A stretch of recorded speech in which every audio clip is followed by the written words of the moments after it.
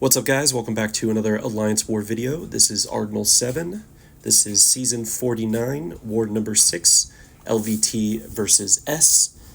I have a brief 3-fight war today. I am bringing Nebula, Human Torch, and Wags, and I am taking Path 3 in Section 2 and Kindred on Node 48.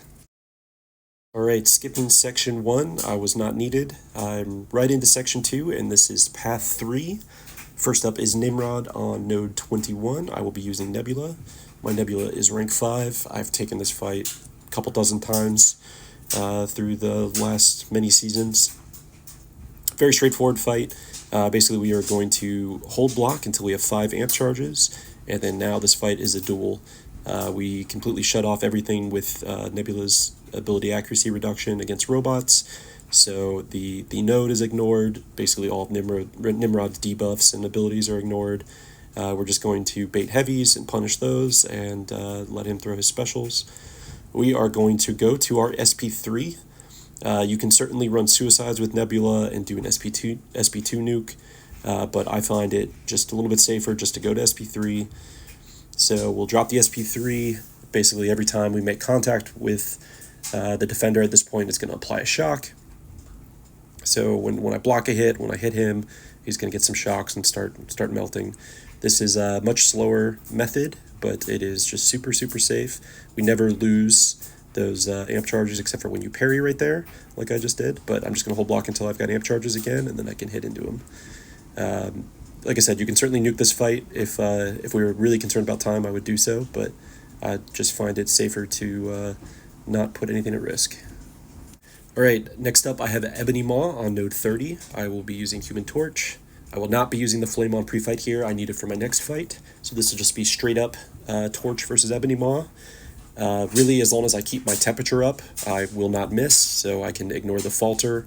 And this node doesn't benefit Ebony-Maw in the slightest. So there's really no excuse to lose or die with Human Torch versus Ebony-Maw. Just happy to take a lot of block hits. I'll knock him down when I can, but again, that falter really shouldn't matter. If he throws the SP1, I'm happy to bait it, but if he goes to SP2, I'll just take it into block. Not a big deal at all. I just want to keep my temperature up. Try not to dex like that, because he could throw an SP1 and I'd degen a little bit, but there's the SP2, take it into block. Falter timer is coming up right now, but my temperature is above 15, so all good. Take some more block hits, bring it back up to 20. Watching back this fight, I should have just thrown an SP2 or something, but I'm just going to let him melt, play it nice and safe. So he throws an SP1. My falter timer's up, my temperature's high, so all good. Nice and easy fight. Alright, my third and final fight this war is Kindred on Node 48. I will be using Human Torch. I have the Flame on pre-fight for this, as well as a Wags that will completely deal with the Conflictor on the node. And then the other portion of this node is the Prowess Puncture. So when possible, I want to try to alternate my basic attacks. But really the most important part of this is maintaining his infestation and staying out of Dread Aura. So there we go. He throws the SP1 and I am able to punish. I practice that a ton. You need to make sure that you get that every time to keep the infestation paused. But I'm going to make a couple mistakes in this fight. Here comes the first one. So where I think I finished my medium there, I did not, and I interrupted it with a special 2 straight into his block. So that was horrible. As you can see, he is ticking down. So we are also now here in the Dread Aura. So I'm going to degen as I'm close to him. I kind of freak out there and throw the SP1, and now I have no power. So I do get rooted during his death immunity, but thankfully it ends and he does die.